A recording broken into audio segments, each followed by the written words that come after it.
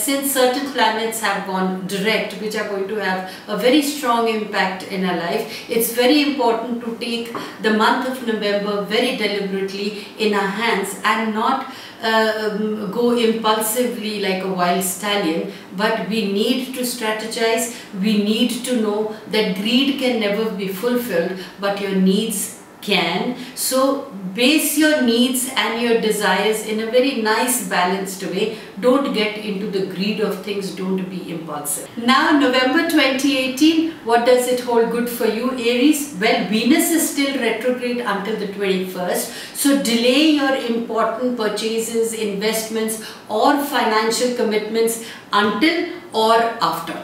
So the Venus retrograde is unusually good for researching investments and purchases and for perfecting your financial plans and strategies. It favors activities that are subjective rather than objective.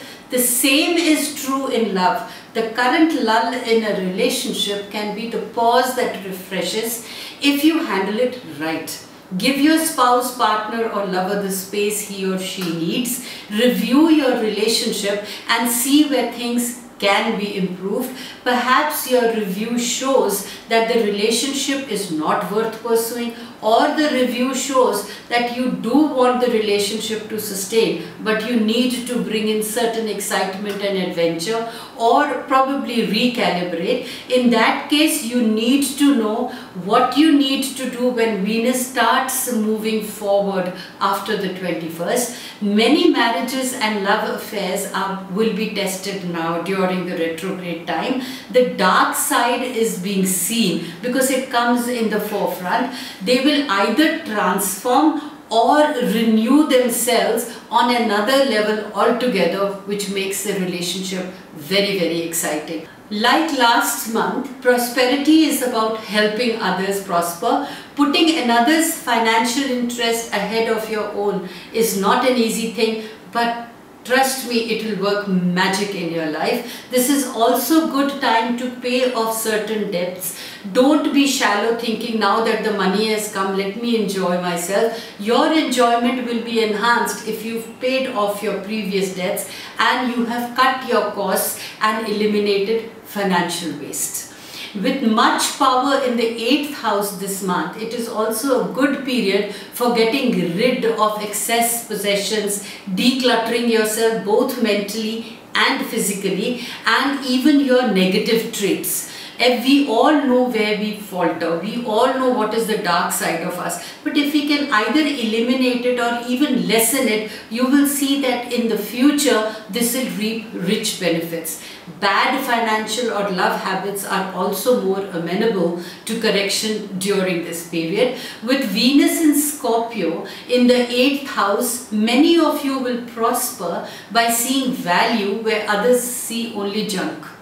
So keep your keen eye and your perceptions to yourself and believe in them.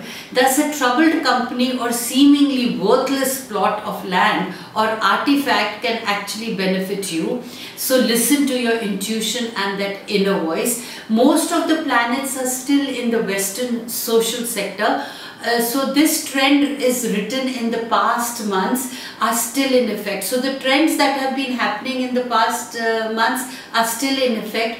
Don't try to force things or push things or have your own aggressive way. Learn to go learn to flow with the life. Cultivate the social graces and the favor of other people. Avoid power struggles. Adjust to circumstances. This is no time to do things alone. Basically, teamwork will prosper. The upper half of the horoscope continues to be the most powerful. So focus on your career and your ambitions in the world. Let home and family issues slide for a while. You won't be able to ignore them completely, but definitely you can de-emphasize them and balance it out. Saturn, which is your career planet, is retrograde all month. This won't block your career progress. It will only throw spokes or delays into it. Still, planning your career moves or strategies will be very useful and very productive, especially in the future when you're going to execute it. And of course, for your best days, stressful days, your days of love and your money, you'll have to visit my website. The predictions that I give for the zodiac monthly signs are all very generalized. I repeat that they definitely give you a guideline of what you should do. So you should look into the predictions of your solar as well as your lunar signs. But of course, to be very categoric, it's very important for you to know your natal chart and the transit planets that are affecting you personally. So getting your personalized natal chart and your yearly chart is just not wastage of money. In fact, it is like planning your diary of life.